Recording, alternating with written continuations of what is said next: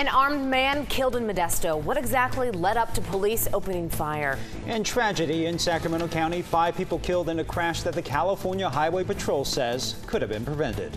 Plus, hope you didn't stock up on forever stamps. Some changes from the Postal Service that hasn't been done in 100 years. And record rainfall totals for a couple of cities. And we're talking about more rain chances this week. ABC News at 5 is next. This is ABC 10 News at 5. The 2 or 3 minutes that you have that you're going to save by passing vehicles is just not worth the risk. Unfortunately, 5 people lost their lives here. Tragedy in Sacramento County. 5 people dead, including 2 children, when the car they were in slammed into an oncoming pickup truck trying to pass 2 cars. Today, the Sacramento County Coroner's Office has identified 3 of the 5 victims. 21-year-old Annalicia Mona Montoya, 17-year-old Aaliyah Buenrosto, and 3-year-old Adelena Ortiz, all from Modesto, died in that crash. That crash happened along State Route 12 near Isleton, about 40 miles southwest of Sacramento. 3 women and 3-year-old girl in the car died at the scene. A second child, a 3-year-old boy, died at the hospital. And that crash snarled traffic on Highway 12 for hours. No word yet if the victims were wearing seatbelts. The passengers in that truck were treated for minor injuries. Meanwhile, Sacramento police are looking for a vehicle that struck and killed a man early this morning. It happened on Northgate Boulevard, south of Interstate 80. Police say officers found a 60-year-old man dead in the street, but don't know what caused the crash or anything about the car that hit him. Anyone with any information is asked to call the police. New tonight, a man is dead after an encounter with police in Modesto. This happened along Lance Street near Phoenix Avenue. Police say a woman called 911 reporting there was an armed man at her door. When officers arrived there, he drove off. Before returning to the home, he just left. That's when neighbors say things got really scary. We heard it. It was mainly what woke us up was the gunshots, obviously. We were out in the backyard and then we could hear they worked on him for a while before they actually took him to the hospital. The man later died from his injuries. Police have not said if the man fired his gun, but they did recover a gun they believe belonged to him. At this point, they believe this was a result of a domestic dispute. And in the past 2 months, there have been 4 other suspects shot by officers. The most recent on Friday in South Sacramento, when police say a knife-wielding man aggressively charged at officers. He was killed. On March 28th in Fairfield, police shot a man wanted for the shooting of a child. Back in February, an officer-involved shooting shut down an off-ramp along Highway 99. Another armed suspect was killed behind a Safeway in Rancho Cordova. And turning to now our concerns over our state's drought. Some good news, actually, from the National Weather Service's latest drought monitor. Right now, about 55% of our state is in an extreme or exceptional drought. That's a nearly 15% drop from 3 months ago. Another sign that a wetter winter is, of course, helping us all out a little bit. Just a little bit out there. Michelle Apon joined us from the Weather Center to look at some of those drought conditions. So yes, the El Nino has definitely helped so far. So I do want to talk about the drought monitor from last week and this week. So the drought monitor across much of the area showed that we were under an exceptional drought, which is the highest category of drought. And it's the darker red colors you see there on the map. So that's what it looked like last week. Now I do want to show you what it looks like this week. And you can see that areas from Elk Grove, Sacramento, and off to the north, that darker red has been removed, which shows that they are now under that extreme drought, and it's all because of improved reservoirs and surface moisture, which led to the removal of that darker red color. So great, that's really good, and we are still getting some more rain for parts of the area today. Now, I do want to talk about last night's rainfall totals. I want to let you know that 2 cities like Stockton and Modesto both set new record rainfall totals. 1.116 for both Stockton and Modesto. They beat their previous records that was set back in 1955 and 1965. Now, Sacramento only got 1/4 of an inch of rainfall. South Lake Tahoe, nearly 9/10 of an inch of rainfall. And in Redding, 1/4 inch of rain fell. Now, here's what it looks like right now across much of the area. Cloudy skies across much of the valley, a few showers across the foothills and the Sierra, and temperatures are into the 60s right now. And as you make your plans for the rest of the evening, keep in mind temperatures will slowly cool on down with that cloud cover. It's only going to cool into the lower 50s overnight tonight. Coming up, we're talking about what to expect on your Monday morning. Ryan, over to you. Thank you, Michelle. Other top stories we are following this evening. The son of former California Assembly Speaker Fabian Nunez is out of prison. The Department of Corrections released Esteban Nunez to parole supervision for the next 3 years. He'll live in Sacramento County. Nunez was involved in the deadly stabbing of 22-year-old Luis Santos and the attack on 3 of his friends back in 2008. Back in 2011, Governor Arnold Schwarzenegger reduced Nunez's sentence from 16 years to 7. Meanwhile, CHP officer who investigators say was intentionally hit by a truck on Thursday remains in the hospital in critical but stable condition. ABC 10's Irene Cruz shows us how an off-duty paramedic and nearby strangers are now being hailed as heroes. Off-duty paramedic Sharon McIntyre was on her way to a training course Thursday afternoon, but that quiet drive down Interstate 80 quickly turned into an emergency situation. Brake lights hit, all the cars came to a stop. A few of them kind of parked sideways, and then multiple people started running from their vehicles. That's when McIntyre saw Officer Michael Erickson and his motorcycle lying in the road. She immediately stepped in to help, but she wasn't alone. Drivers, at least a dozen strangers without her medical training, lended a hand. There was no lines or boundaries drawn with regards to I don't have gloves and I'm touching blood. Everybody was perfectly willing to do whatever they had to do and get their hands dirty. They helped in any way they could, from a woman lying on her stomach radioing dispatch to civilians redirecting traffic on the road. McIntyre says she's not a hero. She was just doing her job, and this was a team effort. The human kindness that was shown that day, the honest amount of just charity and assistance to that officer, the love and support that they showed for law enforcement, and the overall concern for their fellow human being that was injured at that time. I mean, we had a hero at that time that had fallen, and everybody rushed in to help save the hero. CHP says Austin Scott is the man who ran over Officer Michael Erickson Thursday. They arrested him in Fairfield, and Scott faces several charges, including attempted murder. He will be in court for arraignment Monday. As for McIntyre, she has a message for Officer Erickson. To keep fighting, that we're all praying for him, that he's got a lot of support, and that he's not alone. Irene Cruz, ABC 10 News. And we're hearing from Officer Erickson's family for the very first time. They released this following statement this morning. It reads in part, "We would like to extend a heartfelt thank you to everyone for the outpouring of support in light of this horrible attack. The amount of support we have received has been overwhelming and very much appreciated.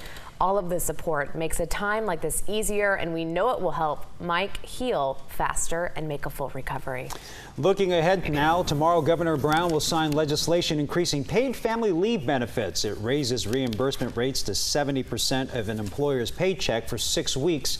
It would apply for anyone taking time off to care for a new child or sick relative. That law goes into effect in 2018. Also at the Capitol, a Democratic lawmaker is looking to expand California's equal pay law, protecting workers from racial discrimination. A similar law passed in January that requires employers to justify any difference in pay between men and women who do substantially similar work. A mortgage debt forgiveness bill will be heard in the Senate Appropriations Committee, introduced by State Senator Kathleen Galgiani. It will help homeowners going through short sales avoid foreclosure. Right now, a bank can cancel or forgive thousands of dollars of mortgage debt, but the government considers that income, and then people are taxed. And hey, calling all procrastinators, today is the last day for Sacramento County homeowners to pay property taxes. Word of warning, if you don't pay it, you could face a 10% penalty. And in your voice, your vote, Donald Trump returns to the campaign trail. Meanwhile, Hillary Clinton and Bernie Sanders have their eyes on the delegate-rich state of New York. The Vermont senator is on a roll, claiming yet another win on Saturday. The state of Wyoming now, he says, is saying the Democratic frontrunner status is at risk. Meanwhile, on the Republican side, Donald Trump holding his first rally in 4 days, where he was not fazed by Ted Cruz's sweep of all the delegates in Colorado. Meanwhile, the Texas senator saying it will bring him closer to the GOP nomination. Have you ever heard anybody say, other than me today, that Donald Trump has millions of votes more than Cruz? I believe the first ballot will be the highest vote total Donald Trump receives, and on a subsequent ballot, we're going to win the nomination. In his home state, Trump is polling way ahead of Cruz and Kasich, and despite Sanders' 12-point win in Wyoming, he and Clinton got the same number of delegates. Meanwhile, special delivery at the International Space Station. What SpaceX dropped off in space, that will be a first of its kind for astronauts. And changes from the Postal Service, why you may not want to hold on to those forever stamps. Around the world now, in Brussels, authorities say the terrorists behind those attacks were planning on hitting France again. It comes after they say one of their suspects in custody admitted to being the man in the hat, and they switched their target to Brussels when they felt police were onto them. Last month's attack in Brussels killed 32 people. In southern India, more than 100 people are dead after an unauthorized fireworks display went terribly wrong. This happened at a temple celebration in the southern Indian state of Kerala. At least 380 others were injured there. In your tech headlines, a new report from the federal government found covered California has significant security weaknesses. The government's accountability office looked into 3 state exchanges run by California, Kentucky, and Vermont. They found problems with encrypting data and firewalls protecting the website. Covered California says the security issue was brought up in September and October, but there's nothing to worry about. We don't have any evidence at all, none, that any information within Covered California, any personal identifiable information within Covered California has been breached, has been leaked. Covered California says they've addressed all the security concerns, but wouldn't say what they were doing to fix it. Meanwhile, SpaceX making good on a high priority delivery to the International Space Station. Astronauts now have the world's first inflatable room. The Dragon cargo ship arrived this morning, 2 days after launching from Cape Canaveral, Florida. Astronauts used a big robot arm to catch the ship. It holds 2,000 pounds of freight, including, of course, that inflatable room. And starting today, the cost of sending a mail got a little bit cheaper. For the first time in 100 years, the U.S. Postal Service dropped its prices for stamps. First-class letters will go down from 49 cents to 47 cents. Postcards from 35 cents to 34 cents.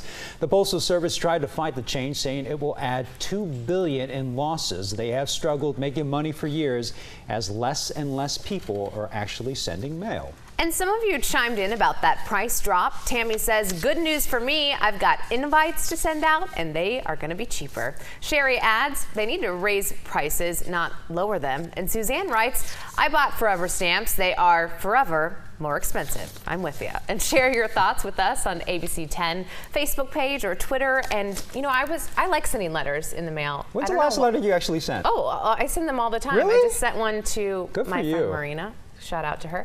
But I was already feeling guilty about my stamps because they're Christmas ones right now. Yeah, but I have so many of them. I want to use them, and now here I've paid too much money for them. I can't remember the last time I actually sent an actual letter. Really? I mean, thank you cards, you sent out some of those, and then invitations, but actual letter? I like sending cards and letters and all that. And you handwrite it? I don't have great handwriting, but it's handwritten. Well, good for you. Yeah. Props to you. And coming up, a major milestone at Lake Tahoe. A benchmark the lake has not reached in nearly a year, and why those ski resorts are staying open a little bit longer. And we're talking about scattered showers possible for parts of tomorrow for some areas. Let you know what to expect on your Monday. Your forecast is coming up. So you may remember this video from last month of a surfer on Lake Tahoe. Now the lake is writing a new milestone. For the first time in 10 months, the lake reached its natural rim, a significant benchmark for a success of a water year. It's also been a welcome sign for ski resorts. Squaw Valley Alpine Meadows plan to extend its skiing and snowboarding all the way into the month of May. Amazing. That is just so cool. I went skiing not too long ago, and it was so warm. I had to take off my jacket and like tie it around my waist. It was a mess. Bluebird day. But yeah, it was so hot, and I had a sunburn that day. Oh, lovely. So yes, it is still great that we are getting this much needed rain and snow, but the systems that are moving in are actually on the warmer side, so we're getting that denser packed snow. So I want to show you what it looked like right now in Boreal, 7,200 feet. People are enjoying the slopes, cloudy skies there. A little bit of rain there as well, and I want to show you what it looks like at Heavenly. You can see that they received about an inch of snowfall for today. Now looking at some rain right now across much of the foothills, so I want to zoom in so you can see that we are still getting some scattered showers across the region that will wrap up overnight tonight, but rain chances are still possible for this area tomorrow. Looking at Jackson, Arnold, Murphys, and Sonora, some isolated showers are also occurring there. So let's take you through the rest of the evening. Again, those showers start to wrap up overnight. Cloudy skies for much of the region tomorrow morning. And it looks like a dry start, so that's the good news. But into the early afternoon is when we start to see more rain chances for the Sierra. So if you are, say, traveling into the Sierra or the foothills, keep in mind you'll still need to keep that rain gear ready because we will have that chance for some wet weather for that area. Looking across much of the valley, dry with mostly cloudy skies. And then we'll have our next rain chance move in late Wednesday night through early Thursday. So here's what it looks like on Thursday. Scattered showers still may be possible, and that wraps up as the system quickly moves out of the area. So I want to show you some weather force photos. Somebody woke up to some rain, and I also have another shot of a really pretty flower I'll show you later coming up at 6 o'clock. And if you have any photos you want to share with us, email us at weatherforce@abc10.com or use the hashtag WXForce10 on Twitter or on Instagram. Mid to upper 60s for the foothills tomorrow, some 50s across the Sierra, and we'll see those snow levels fluctuate over the next 5 days. Looking at tomorrow, 9,000 feet. So it goes on the higher side for tomorrow with isolated thunderstorms possible. And then by Wednesday, they start to drop just a little bit into Thursday, Friday warming back up. Looking at some mid 60s to some 70s, lower 70s across the Bay Area. And we're looking at some mid 70s across the San Joaquin Valley. Looking at Sacramento, same thing. So a little bit warmer for tomorrow with cloudier skies, but drier conditions. Now our next storm system, again, midweek. And then it looks like we're going to be dry. We'll take the warmer temperatures. We could reach the upper 60s to upper 70s to lower 80s for this weekend. So the heat is back, but luckily it's not mid to upper 80s or 90s. So we'll definitely take this over last week's warm weather. And this last batch of rain, it was so nice actually to kind of cool down the area, kind of take down some of that dust. And the pollen, so allergy sufferers, it's been a really nice welcome sight for you. Yeah, definitely. Thanks, Michelle. And are you on your feet all day, maybe in a tight space? She Pull is. up a chair. At least that's what a recent state Supreme Court ruling says. Earlier this week, they said employers must consider where employees work, such as a checkout stand, when deciding whether it's needed to provide them a place to sit. Well, it stems from lawsuits brought by cashiers at CVS drugstores and even Chase Bank tellers. They claim they were wrongly denied a place to sit at work. And dozens of you responded to this story on Facebook. Jerry writes, some jobs like bank tellers and grocery store cashiers should have the option to sit. Tammy says, try being 50 and standing and running around all day. And Melinda, with a sense of humor, asks about sit-down jobs and being offered stand-up stations. Share your thoughts with us on our Facebook page. Sometimes I'd like an option to stand. Yeah, exactly. Well, we can move your shot over there to the side. I would like to put a chair right on the green screen, and you guys can maybe wheel me in. That'd be sweet. And start pointing, but then Ryan and I would have to draw straws on who gets to wheel you around. Meanwhile, it's an end of an era at Sleep Train Arena. The Sacramento Kings going all out in style. A chapter ending in Natomas and a new one starting at the Golden One Center. But first, what's ahead on World News Tonight? Ryan and Emily, good evening. Coming up on World News Tonight, the NFL star murdered after a traffic accident. Also, the Trump campaign accusing Ted Cruz of using Gestapo tactics to raid its delegates, and how a Fitbit helped emergency room doctors save one man's life. That's after ABC 10 News at 5. And a look at what's trending now. Well, it's emotional, but we're moving forward. We're going to a better place. Well, it is the end of an era at Sleep Train Arena. The Kings going out with a W before a sellout crowd. The fans armed with their cowbells and signs and decades of memories. The Kings, despite nothing to play for, still leaving the fans something to be Sacramento proud of. Taking down the Oklahoma City Thunder as they close this chapter and enter a new one at the Golden One Center. And we were out there last night. It was incredible. A nail biter. And they did a nice job as far as putting that whole celebration together. We were jealous. We were jealous. We're like, why are the girls here? Why are the boys there having a good old time without us? We were partying.